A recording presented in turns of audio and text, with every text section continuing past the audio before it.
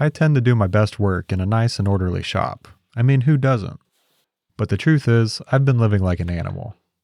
I've got tools that don't tool, lights that don't light, piles of stuff without proper homes, and a very persistent air leak that, well, it's driving me insane. So rather than put my blinders on and skip to my loot on my next project, I'm forcing myself to stop and rein in on some of these long-standing problems.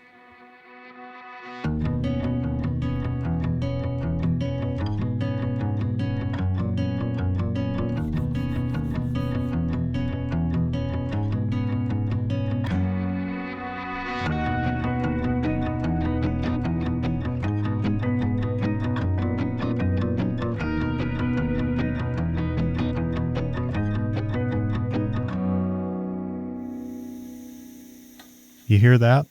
That is the sound of negligence. This air hose is old. Not that there's anything wrong with that, but it does have more cracks than a plumber's convention.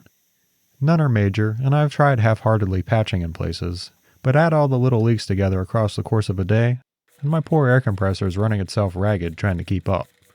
This could honestly use some attention as well, but let's start with the low-hanging fruit, replacing these hoses. This should be pretty straightforward, but I also have some reconfiguring to do. My mill needs 3 air connections, one for the coolant mister, one for the drawbar impact, and one for an air nozzle. And I don't know what creature created this rat's nest of hoses back here, but I'm going to streamline this a bit and make an air manifold, which is just a block with some air passages in it.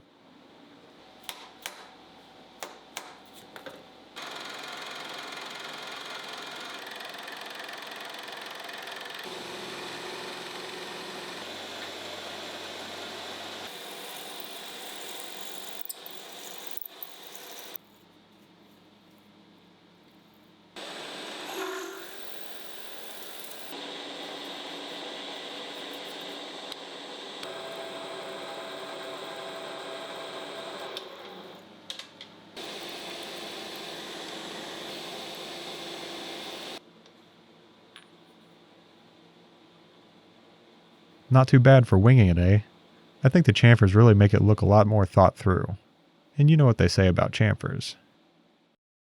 Anyway, let's go ahead and get the fittings mounted. Which of course, after sifting through all this, discovered I don't have what I need. Isn't that always the way? So I had to go pick these up.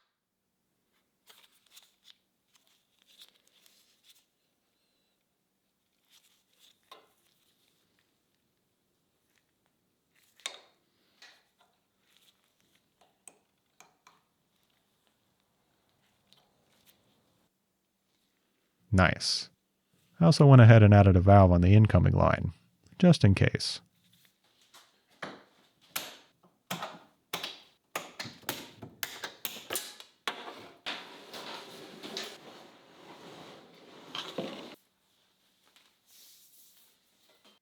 This orange hose coming in from the compressor is at least 3 decades newer than that old crusty red one, so I'll mount the manifold here.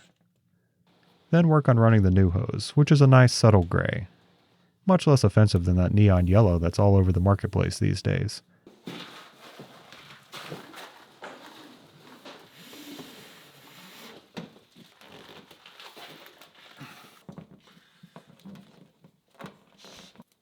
After crimping the lines to the manifold, I'll run back through using a metric tuck fund of zip ties to tidy things up. And yes, these are zip ties, not cable ties. I'm mounting an air hose here, not a cable. Except for right here, maybe. Yeah, sure, those are cable ties. Now it's just a matter of cleaning up loose ends. I'm just kidding. And I guess you could say that's a wrap. Man, a silent shop is a thing of beauty. Hey! As I was saying, without that incessant hiss, I can actually think clearly and finally take stock in the rest of the shop, my ambitions, and my personal hygiene. Wow, what a perfect segue into the sponsor for this video, Hissin Shaving. I try really hard for high quality in my own builds, within reason of course. But Hissin, well, they threw reason right out the window, and it is awesome. Hissin started as a team of aerospace machinists that asked, what would it take to make the best razor possible? And it really came down to what any machinist will tell you. Tolerances are king. Loose tolerances mean an inconsistent blade exposure and an uncomfortable shave. Regular blades fit these razors, but Hissin also worked up a special contract with RK to make standard blades but with even higher tolerances for the best shave possible. Because when you have a blade that only sticks out 1/1000th of an inch, just a few 10,000ths can make a huge difference. So every part of this blade head is held to 10th accuracy as well. Hissin does this with a sustainably produced all-metal construction machined on these badass 5-axis CNC milling centers. But that's not enough. They also control the temperature of the coolant to eliminate thermal expansion errors, and developed an in-house anodizing process so the dimensions aren't affected, and still inspect every single razor for dimensional accuracy, and scrap any that don't pass. Hissin's focus on quality is second to none, and it shows on the final product. This is the first time I've shaved in 5 years, and this is damn enjoyable. To my viewers who'd like to support the channel and get a better shave, use the code INHERITANCE at hissinshaving.com/inheritance, or use the link in the description to get 100 free blade refills. That's enough to cover you for the next 2 years and still be a third the cost of your regular multi-blade refills alone. Thank you again for the great shave, Hissin. The real question though is, what will my wife think of her baby-faced husband? Take 2. Should have asked you what? If you were recording. You should have, because... Yeah. And I would have told you yes. It's really not any better the second time. You don't like it? I hate it. You hate it? I don't even like mildly. No, I kind of like it. Maybe give it a day. No! I'm not gonna give it an hour. No! I'll just stay down here then. Do you actually like it? Yeah. Why? No. What about from here? No! I can't promise you I'm going to shave it tonight. No! No, you have to! That was the deal! Well, I think she likes it. Good thing we have an undo button. Moving right along. I jested before about my pneumatic negligence, but this one is just pure stupidity. The lights in my shop all daisy-chain from one to the next, so I can use a single switch plug to flip them on and off. But when I installed them, Genius here decided it would be a great idea to use one of those plugs to power a heat gun. And well, we found out instantly how dim-witted that was when half the lights of the shop went out. Fortunately, I tracked the problem down to just one light, so I took it down and set it aside. For 2 years. Okay, maybe there's a little bit of negligence here as well. I know, I'm not proud. If you ever wondered why my lathe shots are a little dark, well, now you have your answer.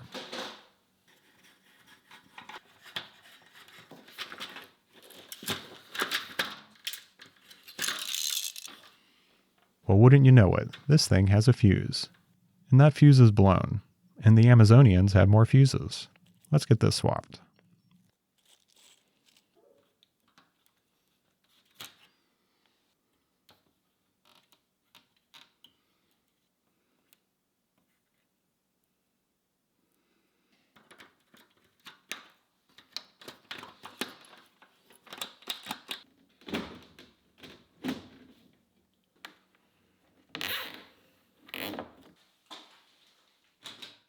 I can't believe I held out for 2 years to do that. There is so much more light here now. I'm not really sure how I feel about it though. I might have to adapt to this through exposure therapy. I guess now though I can see what I'm doing on the lathe a little better, and you probably can too. But any lathe projects will have to wait because I've got a lot more to cross off the list. So what's next? Ah yes, time to address the elephant in the room. My poor bandsaw. I know many of my viewers have been waiting a long time for this one, and for good reason. Of the 4 big machines I inherited nearly 2 years ago, this is the only one I haven't taken the time to properly clean up. You might be sensing a theme here. Excuse me? Too French. Yeah, close enough. Other than being a grimy mess, the biggest problem is clearly the rusty tabletop. Some more low-hanging fruit, to be honest. But seeing as this is the end of the day and all, I'll let the sauce take the night shift and I'll pick this up in the morning.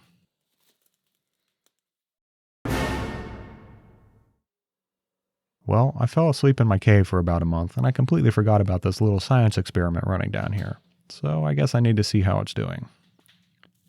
Gnarly. The rust converter completely dried up and made my rust problem, well, you have eyes. These weird little rust patties are rock hard and go all the way through the paper towels bonding to the table. Luckily I can get through it with a scraper, but this is exactly the elbow grease I was looking to avoid using.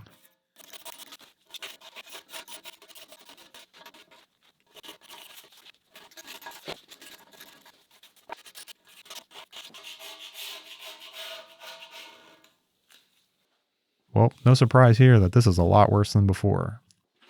I'll still give the sauce another shot, but only for a couple hours this time, and meanwhile I'll work on cleaning up the rest.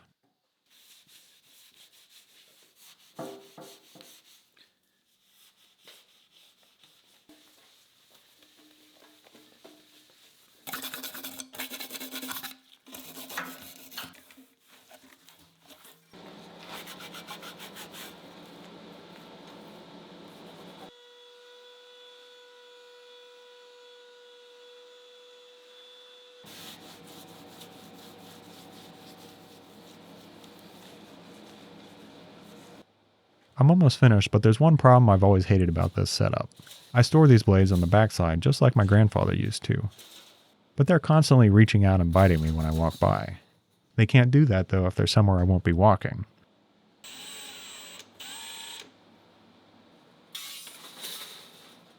Much better.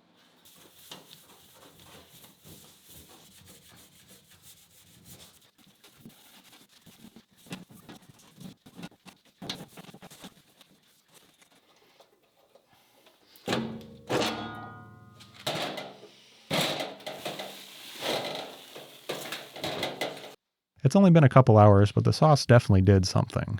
Let's pull back the mask.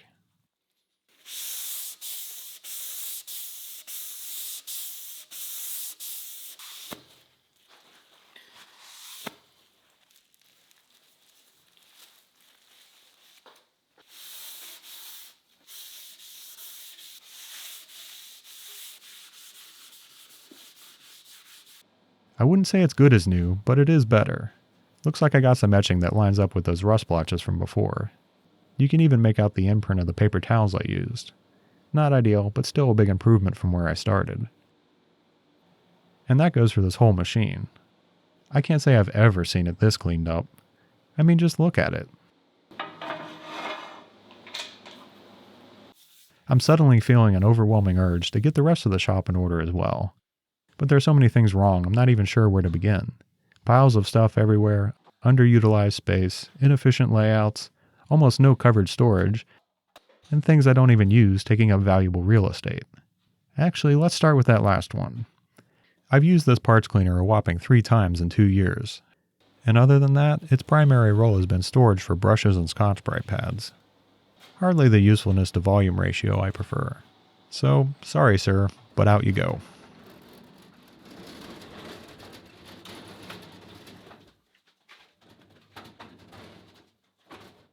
The sandblasting cabinet has seen approximately one more use than the parts cleaner, but I do see a future for it despite its unimpressive metric, so it will stay. Just not right here. It's constantly invading my personal bubble anytime I use the bench grinder, and don't even think about using the wire wheel. So down the wall it goes.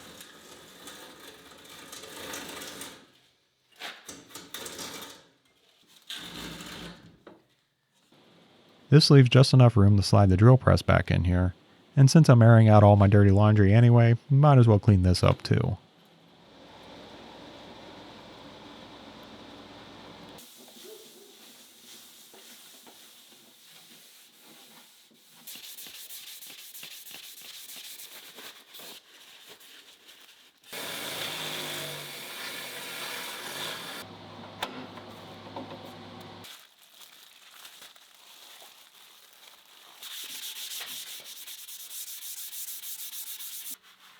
Again, I find myself wondering why I waited so long. There was actually a really nice machine under all that mess. Alright, back to shop Tetris. My next beef is over in this area. Actually, it's more than a singular beef, it's a whole herd. My drafting setup has no overflow workspace. This otherwise useful corner is taken up by a toad I never get into. Precision instruments should never be subjected to this much dust. And despite their initial appeal, I've come to hate cubby bins for the same reason. With all their surface area, it basically acts like the shop dust filter. And it makes it all too easy for a pack rat like me to hang on to things I really shouldn't. Like, why the hell do I have this broken lemon juicer? And I think I can get rid of this too. Cleaning this out is definitely forcing me to look at some other poor decisions I've made. Like these layout tools. I use these all the time, but I can barely read the scales.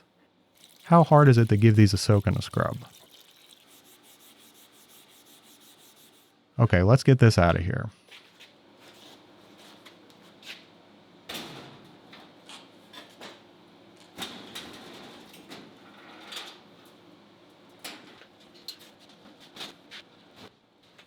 The silver lining to being a pack rat is you sometimes make good decisions.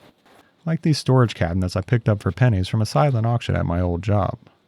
I won't be filling them just yet. I still have some more rangerying to do. It just makes more sense to swap the drafting table and the surface plate.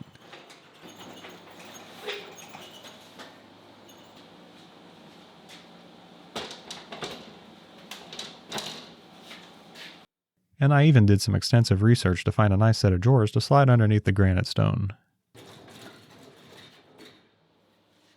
Well, shit. I guess I'm not as good with the imperial system as I thought. Maybe this is a sign that I should... Nah. I guess it'll just have to go like this. Yeah, that's not bad. Hey, actually, this top drawer would be the perfect spot for all my drafting bits. Oh man, this is going to be so nice. It's all just right here. And now I can actually tilt my drafting table like you're supposed to. I wonder if... Get the f*** out of here. Literally the perfect size for my paper too. This is just too much. I'm going to get spoiled. This leaves the remaining 6 drawers for all my metrology equipment. Like calipers, bore and depth gauges, gauge blocks and pins, dial indicators, and angle thingamajigs. Man, I don't think there's much that comes close to the soul-nourishing feeling of filling my drawers.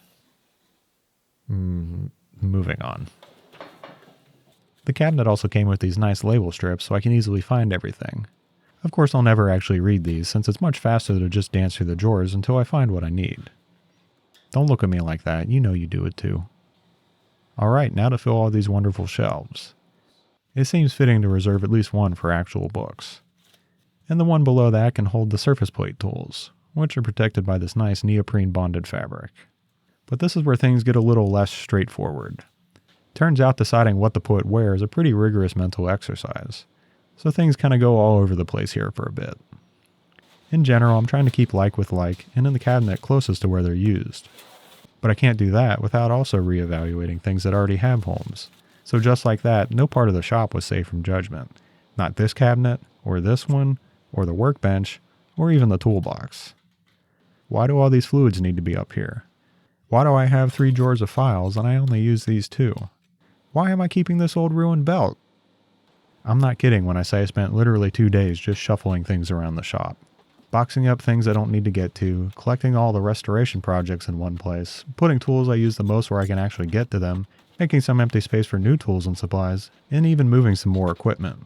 Because spelunking through a hydraulic press to find stock isn't as fun as it looks.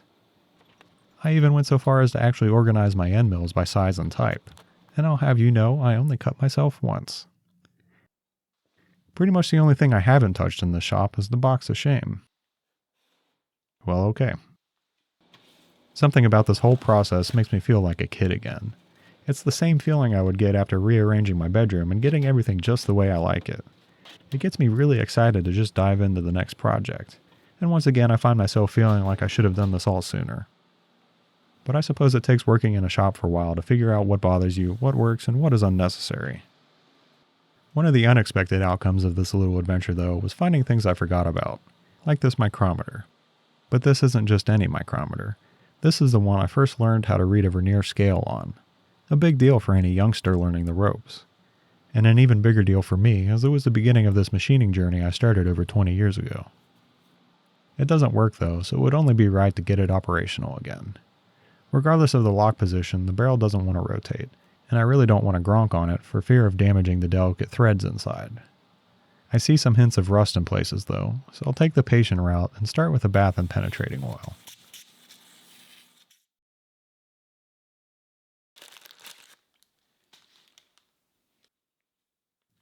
Well, so much for that.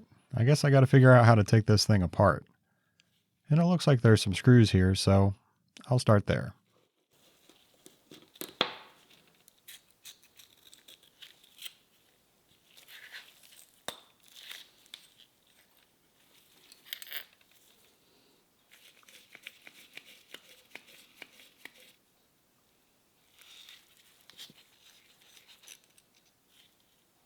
With the barrel off of here, now I can try attacking from both ends. and this time I'm going to go right for the rust dissolver.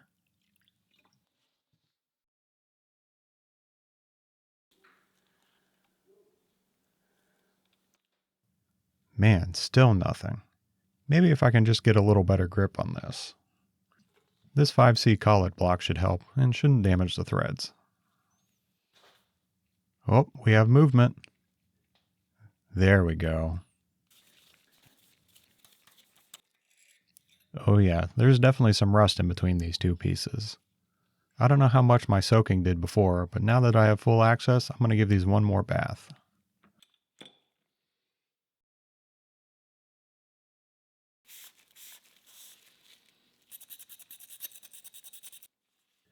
This is threading back together pretty easily, so I think I solved the problem.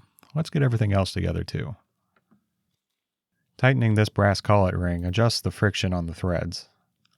And then I can slide on the barrel, the clutch sleeve, and lastly the screw, but I won't tighten this just yet.